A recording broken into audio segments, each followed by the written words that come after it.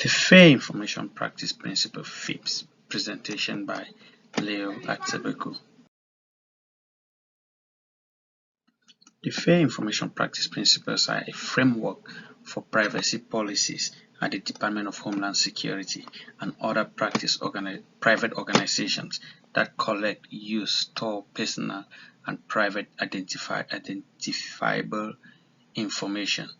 The FIPPs provide the fundamental principles for privacy policies and guidelines for their implementations. It's a framework for privacy, fundamental principles of transparency, individual participation, purpose specification, data minimization, use limitation, data quality and integrity, security and accountability.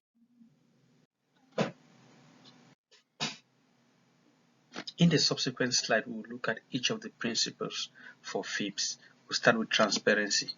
So in FIPPs principle, transparency ensures no secret data is collected, provides information about the collection of personal data to allow users to make an informed choice of either whether they should give it to the organization or not. The organization must also be transparent and provide notice to individuals regarding its collection, use, dissemination, and maintenance of the personal identifiable information. In short, the organization should be transparent and provide notice to the individuals regarding its collection, use, and maintenance of the personal identifiable information that is being collected. In the individual participation, the PPI collected should be consent from the individuals. Like every individual giving their personal information out should receive consent from the collector, telling them the process of collection, using, dissemination, and maintenance of the PPI. The organization must also provide a means for appropriate access, correction, and redress regarding the use of the PPI. Consent should be asked from individual, of course, before collecting the information, and they should have an opportunity to always address the information if it's incorrect or being used wrongly.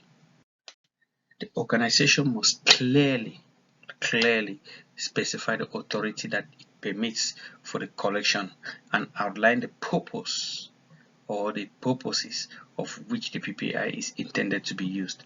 For instance, they cannot collect information for a different purpose and use it for another one. Data minimization. Every organization that is under FIPPs guidelines is authorized to collect data only the PII that is directly relevant to the specific purpose and can store it as long as is needed for the same purpose. This just means you can't collect, for instance, social security for people and just store it for the purpose of storing it. You have to have a use at the end.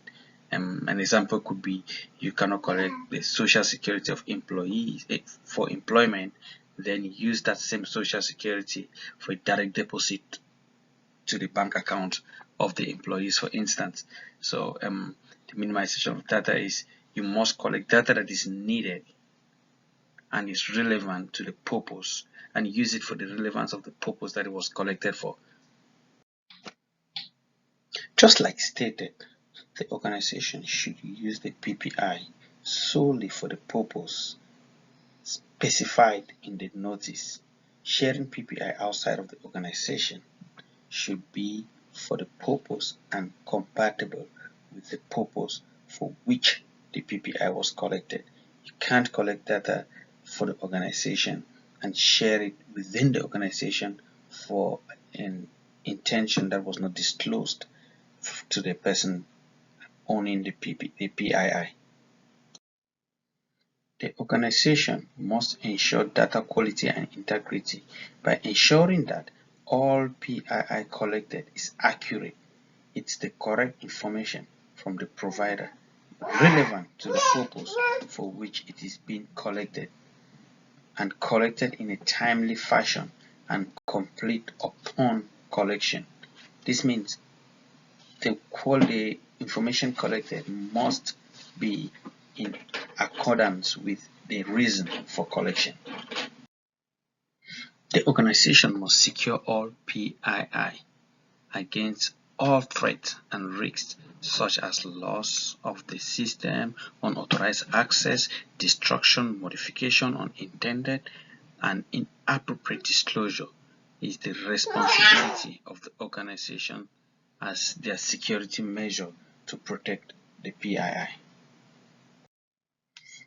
After the collection of the PII, the organization is ultimately accountable for complying with the principles laid out by providing training to their employees, contractors that collect the PII. They are equally responsible for auditing of the PII to demonstrate compliance with the principles and all applicable privacy protection requirements to make sure the PII that they collect is in accordance with those principles and privacy laws. It is worth mentioning that the principles are not laws, but they form the backbone for the privacy laws that have been put in place.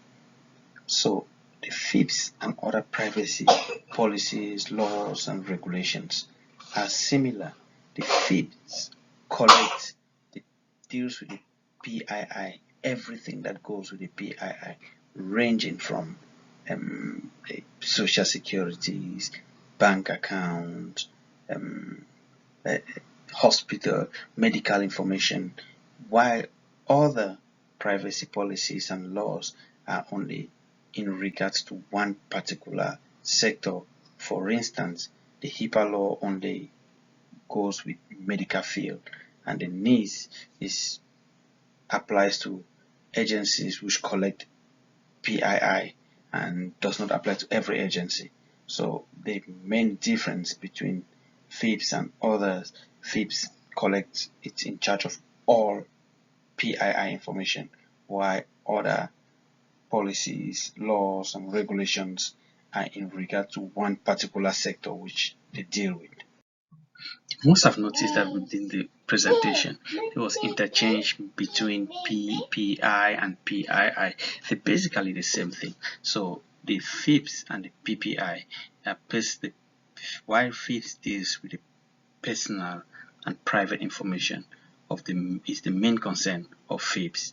This means any information that could be used to identify an individual ranging from medical records to date of birth is covered under FIPS, while other privacy laws, as I said before, like HIPAA, and concentrate around the individual, around a particular stream or a particular sector of industry, like medical sector and banking sector has their own laws that bind them.